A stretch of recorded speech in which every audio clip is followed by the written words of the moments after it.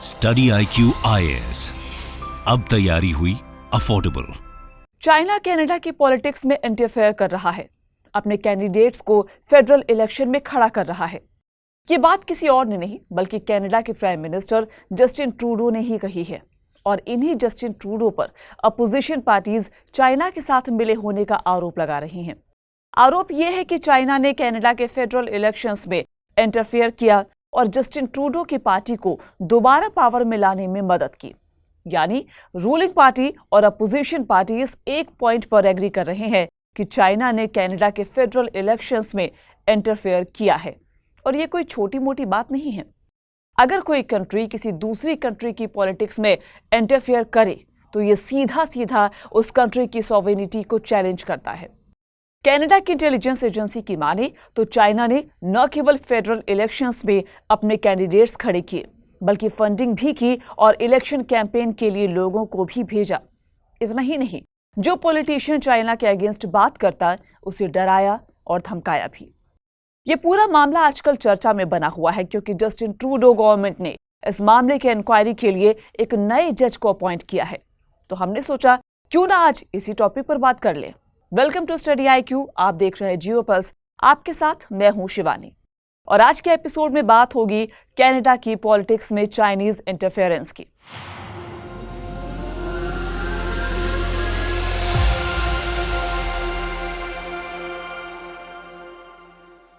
आज हम जानेंगे कि क्यों चाइना कनाडा के फेडरल इलेक्शंस में इंटरफेयर कर रहा है। क्या वाकई चाइना ने जस्टिन ट्रूडो को दोबारा प्राइम मिनिस्टर बनने में हेल्प की? चाइना ने किस तरीके से कनाडा के फेडरल इलेक्शंस को इन्फ्लुएंस किया है?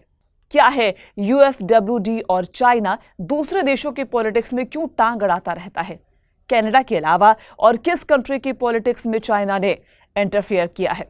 एंड लास्ट में शी जिनपिंग और जस्टिन ट्रूडो के बीच सबके सामने बहस क्यों हो गई? इन सभी सवालों के जवाब मिलेंगे आज के एपिसोड में। कनाडा में जो कुछ हो रहा है उस पर आएंगे, लेकिन चाइना की ये एक्टिविटी केवल कनाडा में नहीं चल रही है बल्कि इसके पीछे एक पूरा सिस्टम काम कर रहा है। सबसे पहले उस सिस्टम को समझना बहुत जरूरी है। दरअसल बात तब की है जब चाइना में सिविल वॉर चल रहा था। 1930 के आसपास की है ये बात। चियांग काई शेक की लीडरशिप में कुओमितांग गवर्नमेंट माओ जेडोंग की चाइनीज कम्युनिस्ट पार्टी यानी CCP और कम्युनिस्टों को जड़ से खत्म करने के लिए वायलेंट मूवमेंट चला रही थी, लेकिन वो इसमें पूरी तरह से सफल नहीं हो पाए। इसके पीछे रीजन था आइडियोलॉजी।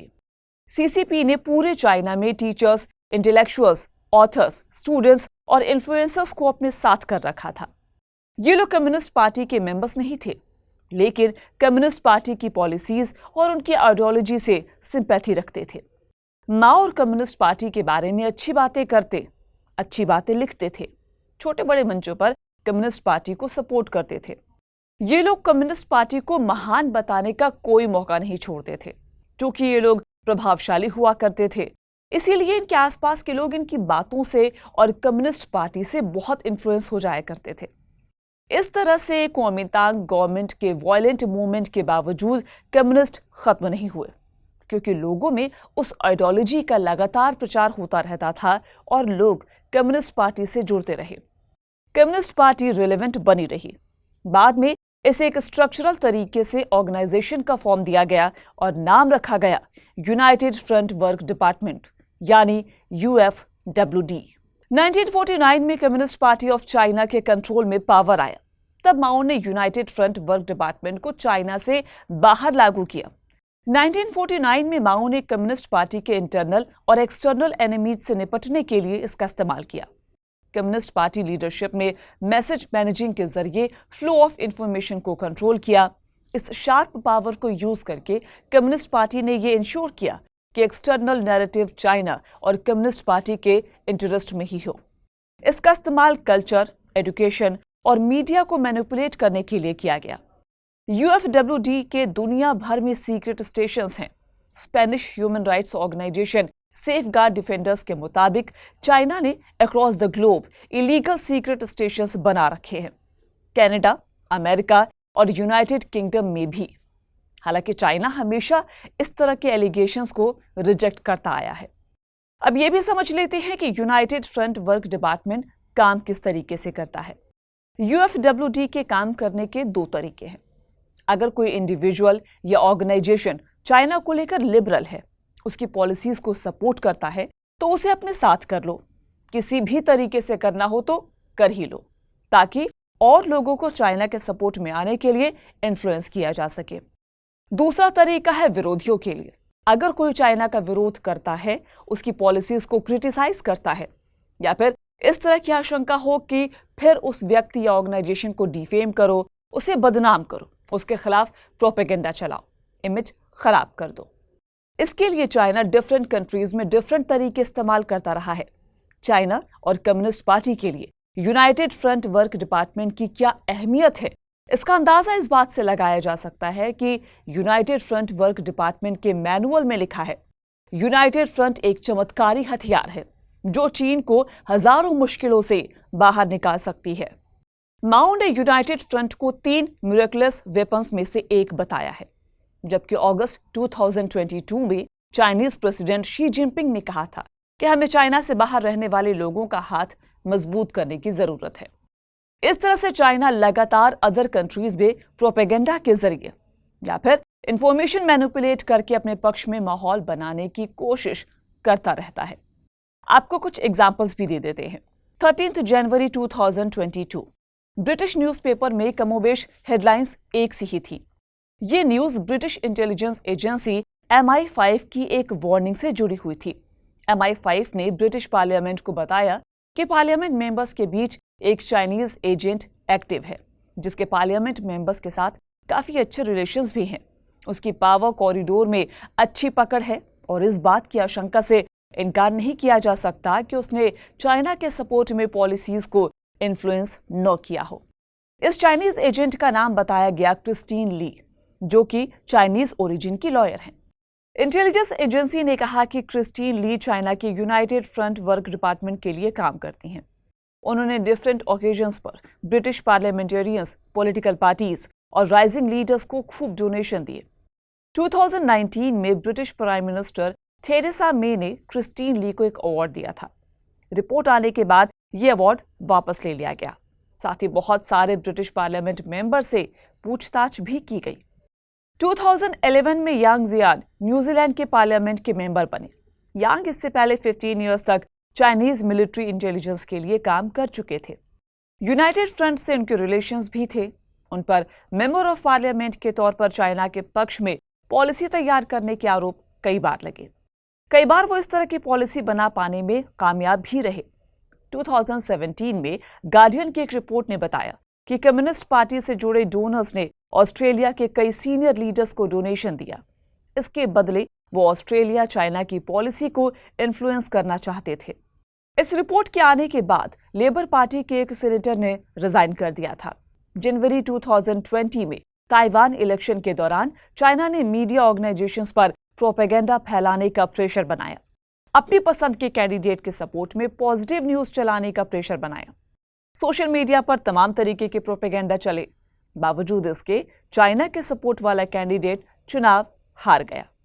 डेमोक्रेसी इन अफ्रीका की एक रिपोर्ट में दावा किया गया कि चाइना इन्वेस्टमेंट करके कम्युनिस्ट आइडियोलॉजी का प्रचार करके और चाइना के प्रति लिबरल लीडर्स को बढ़ावा देकर अफ्रीकन कंट्रीज की पॉलिटिक्स को अफेक्ट कर रहा है। वहीं नवंबर 2022 में अमेरिका में सीनेटर्स और गवर्नर्स के मिड टर्म इलेक्शंस हुए। कई इंटेलिजेंस रिपोर्ट में यह दावा किया गया कि चाइना ने फेक सोशल मीडिया अकाउंट्स के जरिए अपनी पसंद के कैंडिडेट्स के सपोर्ट में माहौल बनाया। बड़े मीडिया ऑर्गेनाइजेशंस में पेड आर्टिकल्स छपे, जिन पर पेड आर्टिकल्स मेंशन नहीं किया गया। एलिगेशन ये भी है कि 2016 और 2018 के इलेक्शंस में चाइनीज हैकर्स ने फेक न्यूज़ भी प्लांट किए थे। ये तो हो गई दुनिया भर की बात। अब चलते हैं कनाडा की तरफ। ऐसे पॉलिटिशियंस जो चाइनीज पॉलिसीज को लेकर लिबरल हैं, उन्हें इलेक्शन लड़ने में मदद करके फंडिंग से लेकर कैंपेनिंग तक सब तरह की मदद। टोरंटो कॉन्सुलेट से 11 कैंडिडेट्स को फंडिंग की गई जो 2019 के इलेक्शंस में उतरे थे। साथ ही कनाडा में रहने वाले चाइनीज लोगों, स्पेशली स्टूडेंट्स को बसों में भरकर कैंपेन करने के लिए भेजा जाता। हालांकि इन कैंडिडेट्स के नाम बाहर नहीं आए। इसी वजह से ये पता नहीं चल पाया कि चाइना की इतनी मेहनत का रिजल्ट क्या आया, कितने कैंडिडेट्स जीते और कितनों को हार का सामना करना पड़ा। हालांकि ये जरूर क्लियर था कि चाइना ने जिन कैंडिडेट्स की हेल्प की उसमें दोनों पार्टियों के लोग शामिल थे। रूलिंग जस्टिन ट्रूडो की लिबरल पार्टी के भी और अपोजिशन की कंजर्वेटिव पार्टी के भी कैंडिडेट शामिल थे। 2021 के इलेक्शन में चाइनीज डिप्लोमेट्स और प्रॉक्सीज ने पॉलिटिकल कैंपेन के लिए अनडिक्लेयर्ड कैश डोनेशन दिए। साथ ही कुछ कैंडिडेट्स के कैंपेन के लिए फुल टाइम चाइनीज एजेंट्स और स्टूडेंट्स लगाए गए। UFWD ने अपने लोगों को कनाडा के पार्लियामेंट मेंबर्स के ऑफिस में भी बैठाया था। चाइना के सपोर्ट में माहौल बनाने के लिए रिटायर्ड ऑफिसर्स को खूब ब्राइब दी गई। इसके अलावा जो पॉलिटिकल लीडर्स चाइना के अगेंस्ट ओपनली बोलते उनके अगेंस्ट प्रोपेगेंडा चलाया गया, उन्हें डिफेम किया गया।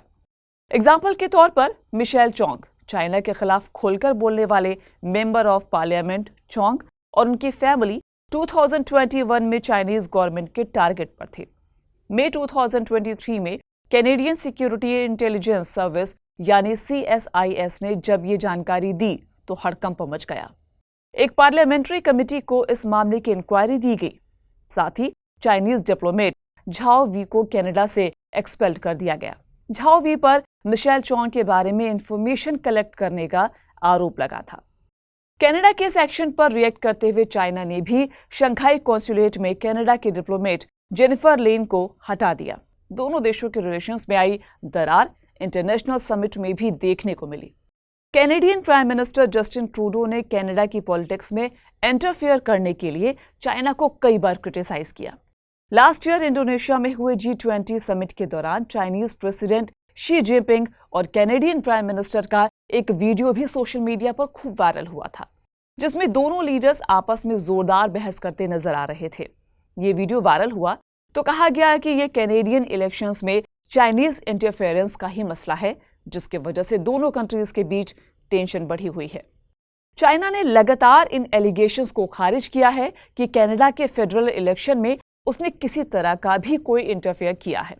एक तरफ जहां गवर्नमेंट का ये मानना है कि चाइना के इंटरफेयर का फेडरल इलेक्शन के रिजल्ट पर कोई व्यापक प्रभाव नहीं पड़ा, वहीं दूसरी तरफ अपोजिशन पार्टीज का मानना है कि चाइना ने फेडरल इलेक्शंस में इंटरफेरेंस करके ट्रूडो गवर्नमेंट को दोबारा पावर में लाने में मदद की, क्योंकि कंजर्वेटिव पार्टी को चाइना का अच्छा दोस्त नहीं माना जाता। इसलिए अपोजिशन पार्टीज लगातार जस्टिन ट्रूडो गवर्नमेंट पर अटैक कर रही हैं, चाइना के सपोर्ट से गवर्नमेंट बनाने का आरोप लगा रही हैं। साथ ही इसे कनाडा की डेमोक्रेसी के लिए खतरा बताते हुए इंडिपेंडेंट और पब्लिक इंक्वायरी की मांग भी कर रही हैं। अपोजिशन पार्टी का दावा है कि जस्टिन ट्रूडो और उनकी पार्टी के लोगों को इस बात की जानकारी 2021 से ही थी, बावजूद इसके कोई एक्शन नहीं लिया गया। जस्टिन ट्रूडो ने यह एक्सेप्ट किया कि चाइना और अदर कंट्रीज कनाडा की डेमोक्रेसी में इंटरफेयर की कोशिशें कर रही हैं। हालांकि उन्होंने न्यूज़पेपर रिपोर्ट में मैनी एक्यूरेसीज की बात भी कही है। चाइनीज इंटरफेयर की इंक्वायरी के लिए मार्च 2023 में जस्टिन ट्रूडो ने गवर्नर जनरल डेविड जॉनसन को असाइन किया था। जॉनसन ने जून 2023 में यह कहते हुए रिजाइन कर दिया था कि हाईली पार्टिजान एटमॉस्फेयर की वजह से टास्क कंप्लीट कर पाना इम्पॉसिबल है। हालांकि उन्होंने 55 पेजेस की एक रिपोर्ट जारी की थी, जिसमें कहा गया था कि गवर्नमेंट ने फॉरेन इंटरफेयर को इग्नोर नहीं किया था। अब 7 सितंबर को जस्टिन ट्रूडो गवर्नमेंट ने इस मामले की इन्वेस्टिगेशन को लीड करने के लिए क्यूबेक कोर्ट ऑफ अपील के जज जस्टिस मैरी जोसी हॉक को अपॉइंट किया है। हॉक का नाम महीनों तक गवर्नमेंट और अपोजिशन के बीच चली नेगोशिएशंस के बाद ही तय किया गया है। गवर्नमेंट का कहना है कि जस्टिस हॉक को सभी पार्टीज का सपोर्ट है। उन्हें फरवरी 2024 तक इनिशियल रिपोर्ट और 2025 में होने वाले फेडरल इलेक्शन से पहले फाइनल रिपोर्ट रिलीज करनी है। आज जियो पल्स में इतना ही। आपको हमारा यह एपिसोड कैसा लगा हमें जरूर बताइए। नेक्स्ट एपिसोड में किसी नए टॉपिक के साथ आपसे फिर मुलाकात होगी। तब तक अपना ख्याल रखिए। Good bye. Study IQ IAS अब तैयारी हुई अफोर्डेबल।